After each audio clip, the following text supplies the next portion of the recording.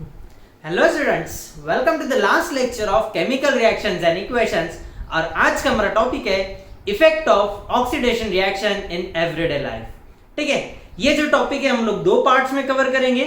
सबसे पहले effect of oxidation reaction on metals and दूसरा effect of oxidation reaction on food material. ठीक है, जब भी हम लोग बात करेंगे effect of oxidation reaction on metals, हम लोग बोलेंगे करोजन। ठीक है, हम लोग उसे डिफाइन करेंगे in terms of corrosion. And जब भी हम लोग बात करेंगे effect of oxidation reaction on food material, हम लोग बात करेंगे in terms of rancidity. Clear? So तुम्हें ध्यान में आ गया होगा आज के हमारे टॉपिक्स है corrosion and rancidity. Clear? Okay, so हम लोग स्टार्ट करते हैं। सो वही introduction, damaging effect that is oxidation has damaging effect on metals as well as on food. ठीक है, जब भी हम लोग बात करेंगे oxidation effect on metals, that will be known as corrosion. And जब भी हम लोग बात करेंगे effect of oxidation reaction on food, that is known as rancidity. Clear? तो हम लोग स्टार्ट करते हैं विद करोजन। करोजन एक बहुत ही कॉमन फेनोमेनन है और एक बहुत ही लंबा फेनोमेनन है। ठीक है, करोजन कोई छोटा मोटा फेनोमेनन नहीं है जो हम देखते से हमें ध्यान में आ जाएगा और खत्म हो जाएगा। ये एक्चुअली बहुत बड़ा फेनोमेनन है और ये प्रोसेस कोई छोटी प्रोसेस नहीं है जो आज चालू कर दी और कल खत्म हो जाएंगी, है ना। जैसे फास्ट रिएक्शन, स्लो रिएक्शन हम लोग देखते हैं ना, उसी तरीके से करोजन ये क्या है, स्लो रिएक्शन है, very very very slow reaction है। ठीक है, अब ये करोजन बोले तो क्या, सबसे पहले हम लोग देखेंगे उसका definition. Corrosion is the process in which metals are gradually eaten up. ठीक है, metals are eaten up gradually मतलब धीरे धीरे by the action of air, moisture और केमिकल्स ऑन देयर सरफेस। अब एयर बोले तो मेनली हम लोग बात करेंगे ऑक्सीजन का, मॉइस्चर बोले तो the amount of water vapours which is present in the surrounding, and अगर कोई केमिकल हम लोग देखते हैं तो फिर। ठीक है, okay. So corrosion is mainly caused by oxidation of metals, oxidation of metals by oxidation of air. ये मेनली करोजन क्यों होता है, बाय ऑक्सीडेशन ऑफ मेटल्स, और वो भी किसकी वजह से, एयर। समझ में आ गया? Okay. So rusting of iron ये बहुत कॉमन एग्जांपल है किसका, करोजन का। ठीक है, अगर हम लोग किसी भी हार्डवेयर शॉप से एक आयरन नेल लेके आ जाए, ठीक है, आयरन नेल है ना, लोहे का खिल्ला, अगर हम लोग लेके आ जाए तो वो इनिशियली अगर फ्रेश है तो उसका कलर रहेगा ग्रेइश कलर का। उसका कलर कौन सा होना चाहिए, ग्रेइश कलर का होना चाहिए। लेकिन उसे क्या कर दो, तुम ले जाके ओपन टेरेस पे रख दो, है ना। तुम उसे ओपन टेरेस पे रख दोगे तो वो जो आयरन नेल है वो किसके कांटेक्ट में आएगा, ऑक्सीजन के कांटेक्ट में आएगा। फिर उसके बाद में किसके कांटेक्ट में आएगा, मॉइस्चर के कांटेक्ट में आएगा, है ना। तो फिर क्या होगा, धीरे धीरे वो जो इनिशियली ग्रेइश कलर का था, है ना, तो वो कन्वर्ट होगा सबसे पहले लाइट ऑरेंज में, फिर वो कन्वर्ट होगा में डार्क ऑरेंज, फिर वो कन्वर्ट होगा लाइट रेड, फिर डार्क रेड और फिर डार्क ब्राउन में। ठीक है, अगर वो डार्क ब्राउन में कन्वर्ट हो गया, दैट मींस वो क्या हो गया, फुल्ली रस्टेड हो गया, फुल्ली रस्टेड हो गया। तुम्हें आयरन ऑब्जेक्ट पता है कितने हार्ड होते हैं, ऐसा मारने से टूटते हैं क्या, नहीं टूटते, वो अपना हाथ टूट जाएगा, लेकिन आयरन ऑब्जेक्ट टूटेगा क्या, बिल्कुल नहीं टूटेगा। लेकिन वही अगर तुमने एक लोहे का रॉड लिया जो कि डार्क ब्राउन कलर का हो चुका है, दैट मींस वो रस्ट हो चुका है, उसको तुम सिंपली ऐसा कर दोगे ना, वो टुकड़े टुकड़े में बिखर जाएगा। क्यों? बिकॉज ये जो मेटल है ये पूरा के पूरा क्या हो गया, करोड़ हो गया, दैट मींस वो रस्ट हो गया। समझ में आ गया? सो यही प्रोसेस हम लोग यहां पे देखते हैं। So when iron object is left in open air for some time, it gets covered with a red brown flaky substance which is called as rust। उसके ऊपर क्या होगा, रेड ब्राउन कलर का एक सब्सटेंस डिपॉजिट हो जाएगा, that will be known as rust. ठीक है, during corrosion of iron, iron metal is oxidised by oxygen in air in presence of moisture to form hydrated ferric oxide. ये जो rust है इसको हम लोग बोलेंगे hydrated ferric oxide. In terms of chemical name हम लोग उसे बोलेंगे हाइड्रेटेड फेरिक ऑक्साइड। वही अगर हम कॉमन नेम देखना है तो उसे हम लोग बोलेंगे रस्ट, है ना। ओके, सो इसका रिएक्शन जो जनरलाइज रिएक्शन होता है किसका, करोजन का, वो होता है Fe plus O2 plus H2O gives Fe2O3.XH2O। ठीक है, Fe बोले तो आयरन, O2 बोले तो ऑक्सीजन, फिर उसके बाद में ये बोले तो वाटर मींस मॉइस्चर, ठीक है, और Fe2O3.HH2 this is known as hydrated ferric oxide, this is known as hydrated ferric oxide. अब यहाँ पे जब हम लोग बात करेंगे मॉइस्चर, वाटर या फिर ब्रैकेट में मॉइस्चर, अब हमें ये नहीं मालूम होता है कि सराउंडिंग में मॉइस्चर कितना है, वाटर वेपर्स कितने हैं, वहां पे कितने मॉलिक्यूल्स है वाटर के, ये हमें मालूम नहीं होता है। पता होता है क्या? नहीं पता होता है, इसीलिए हम लोग यहाँ पे लिखते हैं XH2O, X, where X is water molecules which is not fixed। Surrounding में अपने एटमॉस्फेयर में कितने वाटर मॉलिक्यूल्स है ये हम थोड़ी बता सकते हैं, है ना, इसीलिए हम लोग लिखते थे उसको X। ये जनरलाइज रिएक्शन हो गया किसका? करोजन का, ठीक है, समझ में आ गया? या फिर तुम्हें कई सारे बुक्स में ये भी मिलेगी anode reaction, cathode reaction, but the generalise equation is this reaction. Clear with this? Okay. अब ये जो आयरन है, रस्टिंग ऑफ आयरन है, ये कंटिन्यूअस प्रोसेस है, ठीक है, ये एक बार रस्टिंग चालू हुआ तो वो पूरा रस्ट होके ही रहेगा। The only thing which you can do is, तुम उसे प्रिवेंट कर सकते हैं, ठीक है, एकदम खत्म नहीं कर सकते, तुम उसे प्रिवेंट कर सकते हैं। अब corrosion weakens the iron and steel objects such as car bodies, bridges, iron sheds, etc। ये जो कुछ एग्जांपल्स है जैसे कि कार बॉडीज हो गए, फिर ब्रिजेस हो गए, फिर आयरन शेड्स हो गए, ये सब किससे बने? आयरन से बने, है ना।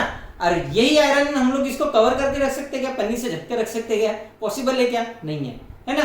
तो फिर हम ये क्या होता है, ये ऑक्सीजन के कांटेक्ट में आता है, मॉइस्चर के कांटेक्ट में आता है, फिर ये क्या होता है, धीरे धीरे रस्ट होता है। हाँ, लेकिन ये रस्टिंग होने के लिए हम लोग उसे बचा सकते हैं, वो मेथड्स हम लोग थोड़ी देर बाद में देखेंगे। A lot of money spent every year to prevent corrosion of iron and to replace them, ठीक है, ये करोजन प्रिवेंट होने के लिए हर साल बहुत सारा पैसा लगता है, किसके लिए? उसे प्रिवेंट करने के लिए, या फिर जो ऑब्जेक्ट रस्ट हो चुके हैं उन्हें रिप्लेस कर देने के लिए। Rusting of iron is prevented by several methods. अब ये मेथड्स मेनली क्या करता है, ये जो आयरन ऑब्जेक्ट है उसको ऑक्सीजन से दूर रखेगा, ठीक है। हम जो भी मेथड अप्लाई करेंगे उसमें क्या होगा, आयरन ऑब्जेक्ट और ऑक्सीजन के बीच में एक कुछ सब्सटेंस आ जाएगा, है ना। That means iron object directly oxygen के कांटेक्ट में नहीं आएगा। अगर डायरेक्टली ऑक्सीजन के कांटेक्ट में नहीं आएगा तो वो ऑक्सीडाइज ही नहीं होगा, अगर ऑक्सीडाइज ही नहीं हुआ तो फिर रस्ट ही नहीं होगा। समझ में आया? बस यही फंडामेंटल है यहाँ का। Most of the methods involve coating the iron objects with something to keep air and water out, to keep air and water out. अगर एयर एंड वाटर उसके कांटेक्ट में नहीं आए तो वो रस्ट ही नहीं होगा, सिंपल सा चीज है ना। ओके,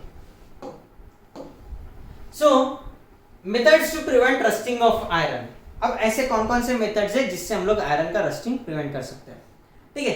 अब ये एक एग्जांपल देखो, अब अपना घर है, बराबर है, घर में हमारे विंडोज है, विंडोज में आयरन की ग्रिल लगी है, बराबर है। तो सबसे पहले जाके उसे ऑब्जर्व करना है, ये लेक्चर होने के बाद में, अभी नहीं, ठीक है। सो लेक्चर होने के बाद में जब उसे जाके ऑब्जर्व करोगे तो देखना उसके ऊपर क्या लगा है, पेंट लगा है। पेंट क्यों लगा है? उसके दो रीजन है। The first one is to prevent rusting of iron. Rusting of iron can be prevented by painting, है ना। पेंट लगाने से क्या होता है, एक तो उसका रस्ट प्रिवेंट होगा और दूसरा उसे अच्छा लुक भी मिलेगा। पहला हो गया, है ना, पहला मेथड हो गया। दूसरे मेथड में हम लोग क्या करते हैं कि आयरन ऑब्जेक्ट को हम लोग क्या करते हैं, ग्रीस या फिर ऑयल लगाते हैं। क्या लगाते हैं? ग्रीस या फिर ऑयल, ठीक है। अब ये हम लोग कहां लगाएंगे? मेनली जो बाहर के गेट्स होते हैं ना उनके लिए या फिर जो शटर वगैरह हो गया उनके लिए। तीसरा, rusting of iron can be prevented by galvanisation, ठीक है। And the last one is rusting of iron can be prevented by allowing it to make it stainless steel. ये चार मेथड है और इसके अलावा भी कई सारे मेथड्स है, जैसे कि इलेक्ट्रोप्लेटिंग हो गया, एनोडाइजिंग हो गया, कई सारे मेथड्स है जिससे हम लोग क्या कर सकते हैं, आयरन ऑब्जेक्ट का रस्टिंग प्रिवेंट कर सकते हैं। लेकिन हम लोग फिलहाल यहाँ पे चार देखने वाले हैं। कौन कौन से? पेंटिंग, फिर उसके बाद अप्लाइंग ग्रीस एंड ऑयल, फिर तीसरा गैल्वेनाइजेशन एंड चौथा अलाउइंग इट, है ना। अलाउ करने से हम लोग उसको बना देंगे stainless steel. Clear with this? Okay, now एक क्वेश्चन मेरे दिमाग में आता है, what do mean bye galvanisation? Galvanisation बोले तो होता क्या है ना। Galvanisation is the process of deposition of thin layer of zinc metal. Galvanisation क्या है? It is the deposition of thin layer of zinc metal on iron object. ठीक है, मतलब ध्यान में आ गया कि गैल्वेनाइजेशन मेथड में हम लोग क्या करने वाले हैं, अगर ये आयरन ऑब्जेक्ट है इसके ऊपर थिन लेयर डिपॉजिट कर देंगे जिंक मेटल का, है ना। Okay, and what do mean by alloying? हम लोग क्या करेंगे, iron is alloyed with chromium और निकेल। ठीक है, कौन से मेटल? क्रोमियम और nickel to make it stainless steel. Clear with this? Okay, so यही था अबाउट करोजन। करोजन एक छोटा मोटा प्रोसेस नहीं, बहुत बड़ा प्रोसेस है। ठीक है, आज अगर आयरन ऑक्सीजन के कांटेक्ट में है तो कुछ दिनों बाद में उस पर तुम्हें ये दिखेगा, लाइट ऑरेंज कलर का शेड दिखेगा। फिर वो धीरे धीरे कंटिन्यू होगा, तब जाके फिर वो डायरेक्ट डार्क ब्राउन कलर में जाएगा। और जिस दिन वो डार्क ब्राउन कलर में चलेगा उस दिन समझ जाना वो आयरन ऑब्जेक्ट किसी काम का नहीं है, बस उठा के उसे कबाड़ में डाल दो, है ना। क्योंकि वो आयरन ऑब्जेक्ट में उतना स्ट्रेंथ नहीं है जितना वो ले सकता है। अदरवाइज हम लोग जो ये बिल्डिंग्स वगैरह देखते हैं ना, ये मेनली किसकी वजह से खड़े रहते हैं? आयरन की वजह से, है ना। इसमें लोहा होता है, अगर यही लोहा अगर जंग खा गया या फिर रस्ट हो गया तो ये बिल्डिंग किसी काम की नहीं, फटाक से गिर जाएंगी, है ना। तो बट दैट डजंट मीन कि हम लोग जो बिल्डिंग्स गिरते हुए देखते हैं, ब्रिजेस गिरते हुए देखते हैं, ये आयरन की वजह से, ऐसा नहीं होता। इसके मल्टीपल पर्पस होते हैं, लेकिन अगर इसके अंदर ये है, उसके मल्टीपल रीजंस होते हैं, लेकिन अगर उसके अंदर का लोहा जंग खा गया या फिर रस्ट हो गया वो, तो हो गया वो बिल्डिंग या रहो या फिर ब्रिज रहो, कोई किसी काम का नहीं रहेगा। समझ में आ गया? इतना खतरनाक इफेक्ट होता है करोजन, है ना। तो अब हम लोग देखते हैं what do mean bye rancidity. Oxidation has damaging effect on food containing fats and oil. ये इंपॉर्टेंट है, fats and oil. When the food material prepared in fats and oils are kept in long time, they start giving unpleasant smell and taste. They start giving unpleasant smell and taste. इसी को हम लोग क्या बोलेंगे? Rancidity. इसका मतलब अगर हम लोग मॉर्निंग में बहुत अच्छी सब्जी बनाते हैं या फिर पाव भाजी बनाते हैं तो भाजी हम लोग क्या करते हैं, उसे इवनिंग तक रख देते हैं, सो दैट हम लोग दोपहर में भी नाश्ता कर लेंगे, है ना। लेकिन इवनिंग में क्या होता है, कभी कभार उसके अंदर अनप्लीजेंट स्मेल आता है या फिर टेस्ट आता है, हम लोग स्मेल लेके देखते हैं ना भाजी अच्छी है नहीं, है कि नहीं। हाँ, तो अगर उसके अंदर से अनप्लीजेंट स्मेल आ रहा है या फिर अच्छा टेस्ट नहीं आ रहा है, दैट मीन्स क्या हो गया, वो कन्वर्ट हो गया किसमें? रैंसिड में। उसमें क्या हो गया? रैंसिडिटी हो गई, है ना। मतलब उसके अंदर जो फैट्स एंड ऑयल्स है उसका क्या हो गया? ऑक्सीडेशन हो गया। क्या हो गया उसका? ऑक्सीडेशन। समझ में आया? Okay. The fats and oils containing food material which gives unpleasant smell and taste are said to have become rancid. मतलब वो जो हम लोग भाजी देख रहे थे वो क्या हो गई? कन्वर्ट हो गई किसमें? रैंसिड में। मतलब अब वो खाने लायक नहीं है। समझ में आ गए? उसके अंदर ऑक्सीजन ने ऑक्सीडेशन कर दिया है। क्लियर? ओके।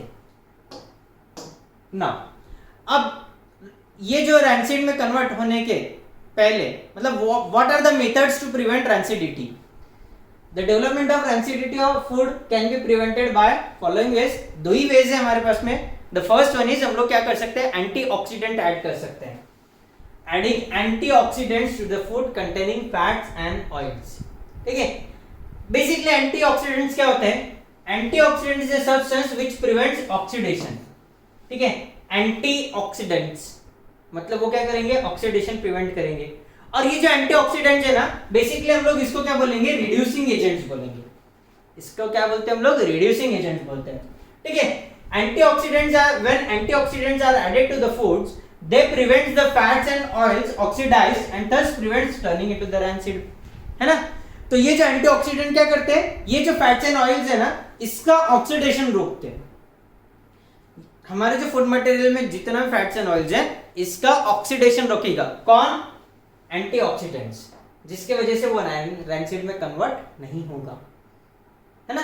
अगर वो रैंसिड में कन्वर्ट नहीं हुआ तो वो अनप्लीजेंट टेस्ट एंड स्मेल नहीं देगा। सिंपल सा चीज है। समझ में आ गया? ओके, ये पहला पार्ट हो गया। दूसरा, अब जो पैक्ड फूड होते हैं जैसे कि अपने लेस, कुरकुरे, चिप्स वगैरह हो गए ना, हाँ, तो इसके अंदर हम लोग क्या करते हैं? नाइट्रोजन गैस ऐड करते हैं। अब तुम्हारे को लेस में बहुत सारी हवा दिखती है ना, तो वो क्या होती है? बेसिकली उसके अंदर होता है नाइट्रोजन गैस। नाइट्रोजन गैस क्यों ऐड करते हैं, है ना? अगर उसके अंदर हम लोगों ने वो जो लेस का पैकेट है उसके अंदर अगर हम लोगों ने नाइट्रोजन गैस ऐड कर दिया तो क्या होगा? ऑक्सीजन को जगह नहीं मिलेगा। अगर ऑक्सीजन को जगह नहीं मिला तो क्या होगा, वो ऑक्सीडेशन नहीं करेगा, क्रिएट नहीं करेगा फैट्स एंड ऑयल्स का, जिसकी वजह से क्या होगा, वो खराब नहीं होगा फूड मटेरियल। समझ में आया? Okay. When packed food is surrounded by nitrogen gas, there is no oxygen to cause its oxidation. Oxygen के पास में जगह ही नहीं बचेगा और वो ऑक्सीडेशन ही नहीं बना करेगा। And make it rancid. So manufacturer fill the packet with the nitrogen gas to prevent the food being oxidized and turn into rancid. मतलब जितने भी हम लोग पैक्ड फूड देखते हैं उसके अंदर कौन सा गैस होता है, नाइट्रोजन गैस होता है। समझ में आ गया? ओके। सो यही बड़ा सिंपल सा टॉपिक था आज का हमारा, that is effect of oxidation in everyday life. इसे हम लोगों ने दो पार्ट्स में देखा। The first one in on the metals which is known as corrosion and on the food materials which are known as rancidity. ठीक है, so यही था हमारा आज का आखिरी topic and the last topic of this chapter. ठीक है, जब अभी नेक्स्ट टाइम जब भी हम लोग मिलेंगे विद द नेक्स्ट चैप्टर या फिर कोई एक मजेदार चैप्टर। क्लियर? ओके।